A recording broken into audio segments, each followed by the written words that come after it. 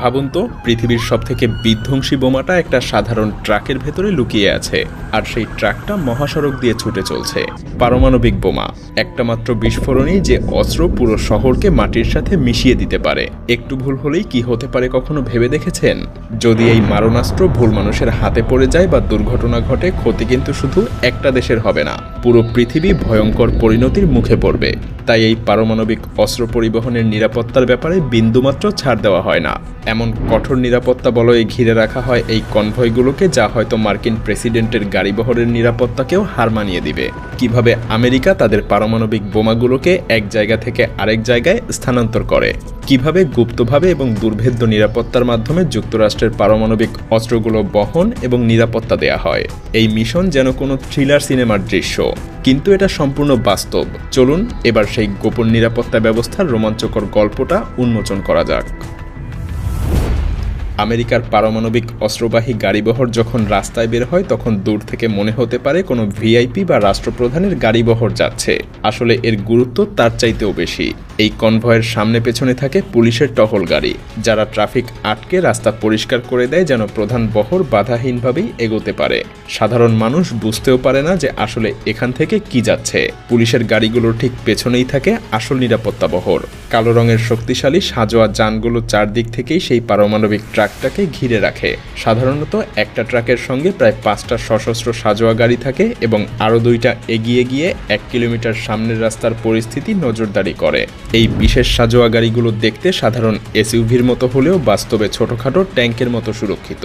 এগুলোকে শুধু bullet proof বললে কম বলা হবে, কারণ গাড়ির গায়ে এত মজবুত বর্ম যে সাধারণ বুলেট তো দূরের কথা, ভারী অস্ত্রের আঘাতও এরা সহ্য করতে পারে। প্রতিটা সাজোয়া গাড়িতে থাকে 4 থেকে 6 জন করে সুউচ্চ প্রশিক্ষিত ফেডারেল এজেন্ট, যারা এই গাড়িবহরের নিরাপত্তার দায়িত্বে নিয়োজিত। তাদের হাতে থাকে হ্যান্ডগান, শটগান থেকে শুরু করে স্বয়ংক্রিয় অ্যাসল্ট রাইফেল পর্যন্ত, এবং সেই সাথে প্রচুর গোলাবারুদ তো আছেই। প্রতিটা সাজোয়া যানের ছাদেও প্রয়োজনে ব্যবহারের জন্য বসানো থাকে অটোমেটিক মেশিন গান। ভাবুন, একটা চলন্ত দুর্গের মতো এই গাড়িগুলো শত্রুর আক্রমণের আশঙ্কায় সারাক্ষণ তটস্থ, প্রস্তুত থাকে মুহূর্তের নোটিশে পাল্টা আঘাত হানতে। এই সাজোয়া যানগুলোর গায়ে জায়গায় জায়গায় ফায়ারিং পোর্ট থাকে, যেখান দিয়ে ভেতরের এজেন্টরা গাড়ি থেকে বের না হয়েও বাইরের লক্ষ্যবস্তুতে গুলি ছুড়তে পারে। ফলে বহর চলাকালীন পথে কোনো সন্দেহজনক আক্রমণ ঘটলে এজেন্টরা মুহূর্তেই ভেতর থেকে গুলি ছুড়ে জবাব দিতে পারে। রাস্তা দিয়ে যাওয়ার সময় তারা চারপাশের প্রতিটা নড়াচড়া তীক্ষ্ণ নজরে পর্যবেক্ষণ করে। সবচেয়ে ছোট অস্বাভাবিক কিছু দেখলেও সেটা দলগত রেডিওতে সবাইকে জানিয়ে সতর্ক করা হয়। আসলে পুরো কনভয়ের প্রতিটা যান একে অপরের সাথে বিশেষ নিরাপদ রেডিও নেটওয়ার্কের মাধ্যমে সর্বক্ষণ সংযুক্ত থাকে। এই গোপন রেডিও যোগাযোগ একাধিক পৃথক চ্যানেলের মাধ্যমে পরিচালিত হয়।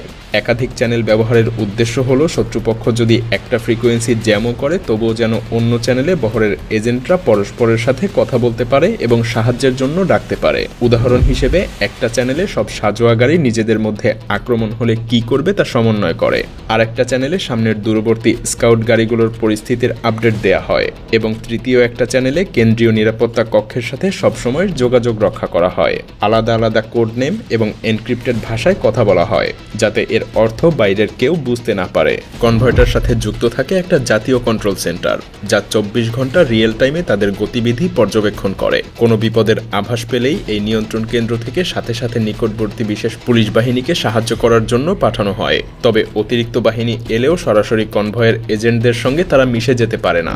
প্রথমে গোপন কোড মিলিয়ে তাদের পরিচয় নিশ্চিত করতে হয়। নিয়ন্ত্রণ কেন্দ্র থেকে আসা বাহিনী এবং কনভয়ের এজেন্ট উভয় পক্ষের কাছে বিশেষ কোডওয়ার্ড পাঠানো হয় গোপন সংকেতের মাধ্যমে। ঘটনাস্থলে পৌঁছে দুপক্ষ পরস্পরকে সেই কোডওয়ার্ড জানায় এবং সেটা যাচাই করে নেয়। কোড মিললে তবেই তারা একসাথে অভিযান চালাবে। যদি না মেলে তবে নবাগত দলকে অবিলম্বেই শত্রু ভেবে প্রতিহত করা হবে। এই পদ্ধতির কারণ একটাই, যেন কোনো হামলাকারী ভুয়া পুলিশ বা ভুয়া সৈন্য সেজে কনভয়ের কাছে এসে বিশ্বাস ভাঙতে না পারে। এবার আসি মূল ট্রাকটার গল্পে। যে ট্রাকটা এই মহাবিধ্বংসী বোমা বহন করে, সেটা দেখতে অন্যান্য বড় ট্রাকের মতোই সাদামাটা মনে হতে পারে, কিন্তু এটা মোটেও কোনো সাধারণ ট্রাক না। এটার পুরো দেহটাই বিশেষভাবে তৈরিকৃত ইস্পাতের কঠিন বর্মে ঢাকা। কোনো সাধারণ যন্ত্র দিয়ে এই ট্রাকের গায়ে ছিদ্র করা বা কাটা প্রায় অসম্ভব। এমনকি ভয়াবহ দুর্ঘটনা বা বিস্ফোরণেও এর গায়ে সহজে ফাটল ধরবে না।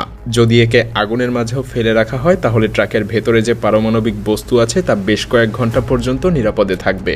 এতটা থার্মাল প্রোটেকশন দেওয়া থাকে এর গঠনে। চালকের কেবিনটাও সম্পূর্ণ বুলেট প্রুফ এবং বোমা প্রুফ। বাইরের দিক থেকে এর দরজা খোলার কোনো উপায় নেই। কেবিনের দরজা কেবল ভেতর থেকেই খুলবে। ট্রাকটার ওজনও অন্যান্য সাধারণ ট্রাকের তুলনায় অত্যন্ত বেশি। শক্ত ইস্পাতের বর্ম আর বিশেষ কিছু যন্ত্রপাতির কারণে এই ট্রাক দানবের মতো ভারী। অতিরিক্ত ওজনের কারণে খুব দ্রুত গতিতে ছুটতে বা মোড় নিতে এই ট্রাকটা কিছুটা ধীর গতির, যা আপাত দৃষ্টিতে একটা দুর্বলতা মনে হতে পারে। কিন্তু এর মধ্যেই লুকিয়ে আছে আরেকটা চমকপ্রদ ফাঁদ। ধরুন সমস্ত প্রতিরক্ষা ব্যবস্থা ভেদ করে কোনোভাবে আক্রমণকারীরা ট্রাকটার নিয়ন্ত্রণ নিয়ে নিল। তারা যদি ট্রাকটা ছিনতাই করে দ্রুত পালাতে চায় তবে সঙ্গে সঙ্গে সক্রিয় হবে ট্রাকের বিশেষ স্বয়ংক্রিয় আটক ব্যবস্থা। ট্রাকটার চাকা এবং অ্যাক্সেলের সঙ্গে লাগানো আছে বিশেষ বিস্ফোরক চার্জ, যা নির্দিষ্ট সংকেত পেলেই মুহূর্তের মধ্যে বিস্ফোরিত হয়। এর ফলাফল হলো ট্রাকের চাকা ভাগে ভাগে বিচ্ছিন্ন হয়ে যায়। চাকার ধারা আলাদা হয়ে গিয়ে পুরো ট্রাক মাটিতে ঢলে পড়ে। এই বিশাল ওজনের ট্রাক তখন চাকা ছাড়া 1 ইঞ্চিও সরানো যাবে না। অর্থাৎ জোর করে ছিনতাইয়ের চেষ্টা করা মাত্রই ট্রাক নিজে থেকেই নিজেকে স্থির করে দিবে, হামলাকারীদের হাত থেকে পালানোর পথ কেড়ে নিবে। কিন্তু এত কিছুর পরেও ট্রাকের ভেতরে থাকা পারমাণবিক বোমাটা তখনও এক নিরাপদ কন্টেইনারে তালাবদ্ধ থাকে। এই পুরো বহর সর্বদা আকাশ থেকেও নজরবন্দি থাকে।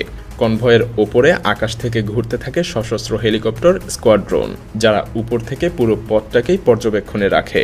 এক মুহূর্তের জন্য যেন আকাশপথের নজরদারি দুর্বল না হয়, তাই হেলিকপ্টারগুলো পালাক্রমে দায়িত্ব পালন করে। একটা হেলিকপ্টারের জ্বালানি কমে এলে আগেভাগেই আরও 2টা হেলিকপ্টার তার জায়গা দখল করে নেয়। এই হেলিকপ্টারগুলোর মধ্যেও থাকে অতিরিক্ত বিশেষ বাহিনী। যদি বহর কোনো মারাত্মক হামলার মুখে পড়ে তখন আকাশ থেকে এই কমান্ডো দল দ্রুত অবতরণ করে পরিস্থিতি সামাল দেবে। সব মিলিয়ে এমন নিশ্ছিদ্র নিরাপত্তা ব্যবস্থা তৈরি করা হয়েছে যে এই কনভয়ের ধারে কাছেও ভিলেনদের পৌঁছানো প্রায় দুঃসাধ্য। এটা যতটা অবিশ্বাস্য শোনায়, সত্যিই এটা এক দমবদ্ধ কড়া নিরাপত্তা বলয়, যা পৃথিবীর সবথেকে ধ্বংসাত্মক অস্ত্রগুলোকেও ভুল মানুষের হাত থেকে রক্ষা করে রেখেছে।